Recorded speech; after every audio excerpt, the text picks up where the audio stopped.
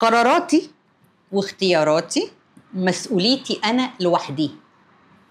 يعني إيه؟ يعني لما أحب أخد قرار مصيري ما ينفعش أبقى باخد قرار أصحابي وأقعد في القهوة أتكلم مع الناس أقول لهم أنا هاخد قرار الفلاني أو أشوف ما ينفعش. ما ينفعش. بقت في ليه أقعد أقول لكل الناس؟ لا لا لا، ومش كده وبس، هو بقى في ظاهرة دلوقتي ان انت يعني هتاخد قرار في حياتك لوحدك، يا دي المصيبة والعار. ده ده انت كده اتعديت حدودك. بالظبط، انت في ازاي ما حياتك تقوليش ان انت تاخد قرار في حياتك. انت ازاي ما تقوليش ان انت عايز تاخد قرار او بتفكر اصلا في حاجه بالظبط، لمجرد التفكير. ده انت لو جيت قلت لحد انا بفكر في كذا، انت فكرت؟ ما قلتليش انت عايز تفكر. ما قلتليش بالظبط. انت ما خدتش رايي ان انا افكر.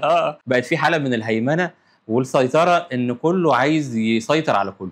يعني انا عايز افرض عليكي رايي بالقوه، وانت عايز تفرض عليا رايي بالقوه، وانا رايي انا شايف ان هو من منظور صغير، المنظور اللي انت حكيتيه او المنظور اللي انا شايفك فيه، ما عنديش باقي تفاصيل حياتك. انت مستحيل هتوصل للبني ادم ده عايش ازاي او لظروفه او لوضعه او لتفكيره، مستحيل. فايا كان القرار اللي انا هديهولك هو قرار من منظور صغير، فهيبقى قرار في الغالب مش صح ومش سليم، لان مش عارف باقي حياتك عامله ازاي.